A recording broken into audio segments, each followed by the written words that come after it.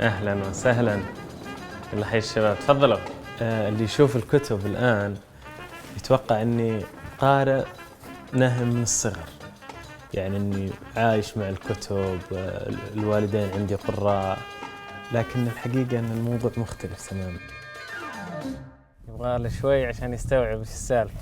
يعني ندخل نصور كذا. ادخل صور يعني. يلا يبا.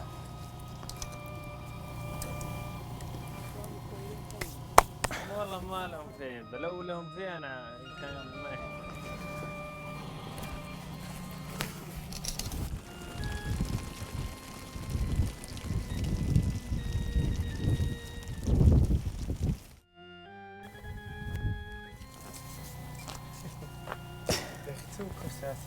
ايوه انا مش عبد الله ولد علشان تحرب الطويله. هلا يشربونه نفس الطريقة هذه، وبعدين تروح المدرسة يتعلم. طبعا احنا كنا في البر، ولدت في البر يعني في بيت شعر مولودين. لما سألت أبوي قلت له متى أنا يعني عام كم ولدت، فقاعد يتذكر قال سنة فلان شروا جيب وكان جديد. قلت متى؟ قال في 88 موديل الجيب كان 88 في هذا الشيء. فأنا أضحك أحيانا لما يسألوني الحين إيش برجك. ما هو بارد ولا أكثر. صلح لك حول اخويا. اي بصلح. هو لانه مستغرب كيف يجونك اخوياك ما تذبح لهم، اللي يعني غير معروف يوم ميلادهم بالضبط ولا عندهم شهاده ميلاد، يوضعون 1/7. فلما تجي تقارنها بالميلادي تقريبا طلعت في 18 فبراير، فيجونك حقي الابراج يقولون اوه والله انا صح عرفت برجك كذا كذا كذا. في الحقيقه ودي اقول له لا، بس انا ما ابغى اقول لك كيف الطريقه. ما بقول لك القصه كامله. ولما يقولون لي بعضهم ليش ما تحتفل بعيد ميلادك؟ يا اخي ما يجوز، ايش تحتفل بعيد ميلادك؟ اصلا عيد ميلادك متى ما ادري. حتى يوم نزلنا في الديره، اذا اجزنا في المدرسه كانت اجازات 3 أشهر 4 أشهر، نرجع مره ثانيه للبر، بر يعني تماما بر زي كذا، نقعد 3 أشهر 4 أشهر بعدين نرجع للديره. شوف هناك بعد يعني في البدايات لما رحت المدرسة كانوا يتكلمون عن أشياء ما أعرفها، كابتن ماجد، ماوكلي، الأشياء هذه كلها ما أدري إيش هي، بس أتظاهر إني أعرفها. ماجد عبد الله لاعب الكورة اللي تعلقت فيه بدون ما أشوفه. بعدين لما جينا البيت هذا وبعد فترة دخل عندنا التلفزيون، فكنت أتابع مباريات وكنت أشجع النصر ولا زلت الحمد لله. لأن القناة الأولى كانت تنقل جزء من المباراة، كنت أتابع الجزء، وإذا جت نشرة الأخبار الساعة 9 وانقطع البث عن المباريات ننام فوق السطح، فكنت أتابع النتيجة عن طريق الجيران، أصوات، إذا جاء هدف ففي صوت يرتفع، إذا جاء أو صوت التلفزيون أحيانا مرتفع. هذا بيتنا طبعا للأسف مقفل، خايف في شيء. طبعا ذيك المدرسة، لكن يوم نقلنا البيت هنا أنا كنت في المتوسطة، يعني أنا في جيل أعتبر منعم. شوف هذا جيل مرفه، جيل ساكن في قرية ويروح مدرسة. ودكم نروح المدرسة؟ كان مدير المدرسة من السودان، طبعا كان أغلب الطاقم هنا من السودان، وبعدين دخل على المدرسة جزء من الطاقم من مصر. فأشعر أن تكويني الأساسي الفعلي كان هنا. مدرستنا أذكر ما كان فيها ذيك المكتبة. في الابتدائي أذكر أول قصة قرأتها وكنت مجبر اسمها العنزات الثلاث، إلى الآن متذكرها لأن أول كتاب قرأته في حياتي. هنا كان الطابور الصباحي، كان بالنسبة لنا شيء فخم وشيء مو طبيعي. فأنت تطلع من بيت إسمنتي ما في أصلا أي أثاث وأي شيء، تروح إلى هذا النوع من المدرسة والفخامة. فكنا في لحظة من اللحظات أصلا على قولتنا بالعام منفهي. أنا أذكر أول ما جيت الشرقية كنت أول مرة أشوف ملعب مزروع، كنت أتلمس الزرع بيدي، هل هذا فعلا واقع وكيف كذا ملعب مزروع ونلعب عليه؟ كنا في الديرة نلعب في أرض عادية حصى، وحتى ما نلبس جزم. أذكر لما لبست جزمة وبدأت ألعب في الأرض في الملعب المزروع، أشبه إنه واو، يعني شيء مرة جديد. كيف كذا؟ أذكر مرة صار في نقاش بيننا وبين أحد الشيبان اللي كانوا موجودين، الله يرحمه توفى، عند دوران الأرض، هل الأرض تدور أو لا؟ قاعد يقولنا، طبعا رماح بعيدة عن ديرتنا، شايف المسافة كيف، قاعد يقولنا من جدكم أنتم يعني تدور، لو الأرض تدور كان شفتوا رماح مر علينا من هنا الحين. استشهاد إنه رماح بنفس مكانها من يوم أنا موجود يعني في هذه الحياة، فلو تدور ما تغيرت أصلا، كيف إنها تدور؟ طبعا يعطي الاستشهاد هذا هو يضحك. فبديت في القراءة مصادفة حقيقة، وزاد ولعي بالقراءة لما وقعت على كتاب أشعر أن هذا الكتاب يشبهني. الكتاب هو لرسول حمزة توف، اسمه داغستان بلدي. يعني هو باختصار رجل عاش في القرية طيلة حياته، يعني واجه صعوبات كثيرة من ناحية البرد القارس، من ناحية صعوبة العيش، من ناحية صعوبة الحياة، من ناحية الرعي المستمر للغنم. لاحقاً طلع لما كبر طلع إلى موسكو ودرس وشاف الحياة المدنية. أنا أول مرة في حياتي شفت واحد لابس جينز، كان في ثاني متوسط لما درس معنا طالب مصري. فأول ما دخل معانا الفصل كذا أنا فقط يعني أنت متخيل أني أنا بس قاعد أطالع فيه كذا، أطالع في الجنس. فالصورة البلاغية لما رجع القرية سادة، كيف مسألة أنه يقول 70 بيت و70 خيطاً إلى السماء اللي هي خيوط الدخان. طبعاً لما نتكلم عن مسألة ثقافة أهمية شب النار، غير أنها جوهم أيضاً بارد، فهي لها ارتباط بالضيف.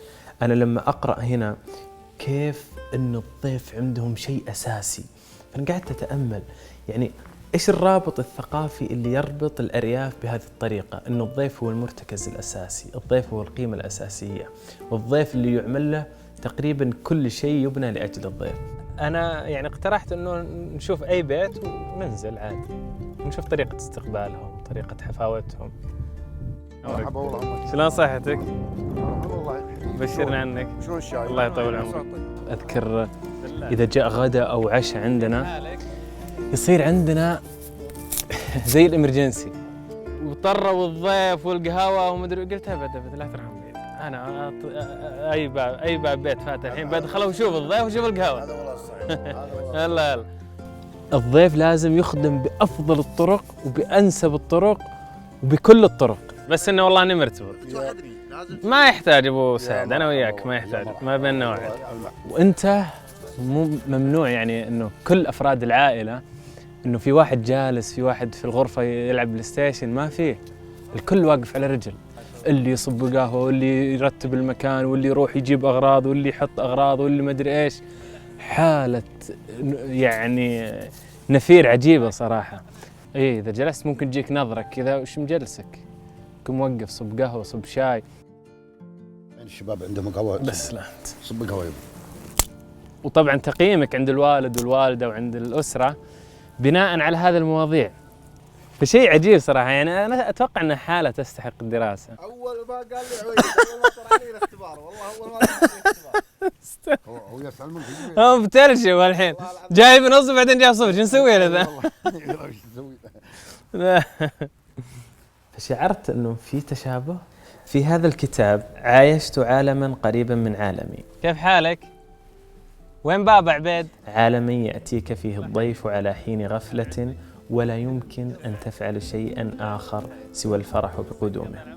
وعايشت عالماً مخملياً لا يمكن القدوم إليه إلا وأنت في كامل أناقتك وتأهبك. كما عايش رسول حمزة توف أيضاً عالمه، عايش البساطة بكل تفاصيلها، عايش الجوع والعطش والبرد الشديد. بعض الابتكارات اللي سويناها أنه تدهن الرجل بزيت الطبخ وتلفها بكيس وتنام، بكرة تحصل المنطقة لينة شوي فتقدر تنظفها بأريحية بدون ألم. فهذه من المعاناة اللي إلى الآن ما قدرت أنساها. البهم الصغار لما كنا، عليكم السلام ورحمة الله، قبل نروح المدرسة كانت المهمة الأولى إنك تروح تجيب الصغار ذول ترضعهم تهتم فيهم الصباح الفجر، نفس الطريقة هذه، وبعدين تروح المدرسة. لاحق أغنامه في المراعي ليطعمها، ولاحق مواعيد الطائرات في المطارات ليطوف بها العالم. في 2006 ما قد رحت مطار، ما قد رحت مدينة، الموضوع كان بالنسبة لي مخيف. كيف المعاناة مع ربط الحزام، ولما بغيت أفك الحزام ما عرفت أفكه، لدرجة أن أغلب الناس المسافرين نزلوا إلا أنا ماني عارف أفك الحزام كيف. منحرج أنادي المضيفة، ما صار في يعني تواصل مع عنصر نسائي بالطريقة هذه من اللبس أو كذا، كان في إحراج شوي. وكان هنالك شيء يجمع كل ذلك، أن الرسول ابن القرية لم يلعن المراعي يوما رغم قسوتها. سكنك والمرعى والحلال كله نفس المنطقة. ولم تفتنه المطارات والفنادق يوما رغم فخامتها. رسول ابن القرية الفقير هو بذات الروح والنقاء حينما أصبح تائها في عوالم المدن ويتقاذف عليه الإعلام والمال من كل جانب. لا فخير في وظيفة. أعز الله سعيد. والكرسي ما أنت بدايم عليه. الله وأنت أبخص مني ما يحتاج. وأعلم مني وكاتب وعال. ما يحتاج صراحة. وأنت جعلك حياة. والله عند رفاقتك وعند الجناب وعند هذا، والله نصيتك أنا أبوك ظاهر. الله يطول عمرك ويرفع قدرك. ما يحتاج. أنتم راعينا الأول. وهنالك شيء آخر أيضا، أنه وفي كل هذه التقلبات والمتغيرات كان ينحت لنا رسول على جدار الحياة من الحكم التي يندر أن نجد لها مثيل، الحكم التي يرجع بها إلى القرية، إلى تجارب حياته هناك، إلى مجتمعه، إلى والديه، إلى حكيم القرية. يقول رسول: لا تخبئ أفكارك، إذا خبأتها فستنسى فيما بعد أين وضعتها. لذا لن أخبئ كل فكرة تخمرت في رأسي حيال أو بسبب هذه التحفة الأدبية النادرة التي اقتربت مني حتى الالتصاق. حي على الفلاح، حي على الفلاح، الله أكبر، الله أكبر، لا إله إلا الله. كان استرشادهم للصلاة عن طريق الشمس. يتعلم ذاك إذا جاء يوقف الغنم، يوقف الغنم ايش فيها، ما فيها شيء. بس ايه بس بشب الضوء، ابشر انا الحين بشب الضوء وبروح داخل. جايبين بس نخليها تولع شوي. نجيب حطب. وهذا الموضوع اذكر لما كنت في الابتدائي تقريبا كنت أصب القهوة للوالد الله يحفظه وأصدقاء الوالد الشيبان في الديرة. فكانت القهوة ناقصها شوية هيل، فقال لي الوالد روح جيب هيل وحط القهوة. ففعلا رحت داخل جبت هيل وضعت القهوة. فكنت يعني صغير، فلما وضعت الهيل داخل قمت أرج القهوة شوي على أساس أنه يختلط الهيل. ففجأة ردة فعل موحدة من الكل، موجود 3-4 أشخاص، إنه لا ترج القهوة. فصراحة كان الموضوع مرعب، إلى اليوم ماني قادر أرج قهوة. فالموضوع أشبه بأنه أنا أشعر أني أخطأت على شخص، أخطأت على رجل، أخطأت على كائن بشري، مو مجرد القهوة مشروب وخلاص. يعطيك العافية. شكرا. كيف حالك؟ رايح يجيب الغدار. ايه مرحبا. الحمد لله. يبون يسلمون عليك، يستانسون شوي. يخلون هذا والله يا شبعانين ناكل، ما هو بالمقصد. نبي تسولف لنا عن وش عنه يا ابوي؟ عن عويد. ايش في عويد؟ عط معلومه. اقول لهم انا من يومني صغير ماني براعي ابل. عويد ما هو براعي ابل ولا اني براعي غنم. ولا هو براعي غنم. عويد في المدرسة أول وبعدين دخل في رانكو. هذا مصير عويد من يوم خلق.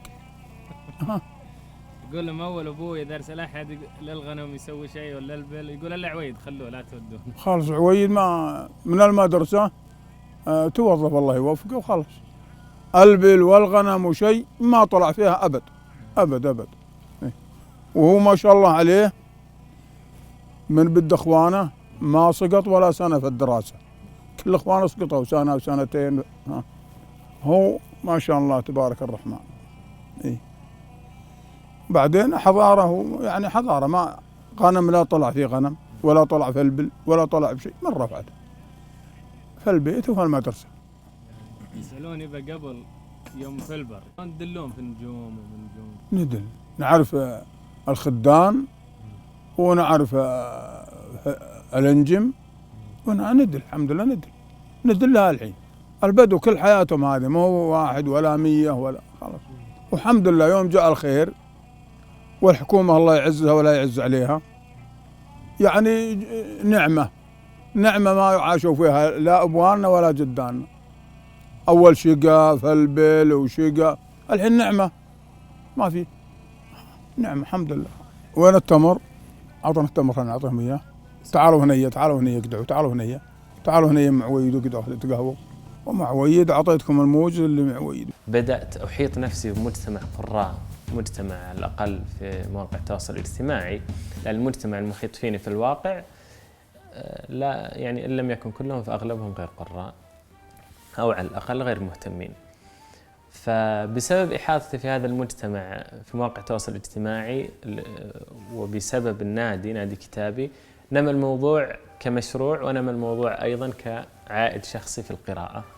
لاحقا جانا اتصال، وصراحة ما أستطيع نسيان ذاك الاتصال، أنه أنتم ضمن أفضل 3 مشاريع على مستوى المملكة وسيتم تكريمكم من قبل خادم الحرمين الشريفين. صورة العمر بالنسبة لي على الأقل. فبعدها بعد ما خلص هذا الموضوع كامل أعطانا أنا وأخوي كل واحد موز، وكانت أول مرة أذوق الموز. شيء مو طبيعي، درجة إنه أقول يعني ليت في المستقبل إني أقدر آكل موز وأبيع موز بأكبر كمية ممكنة.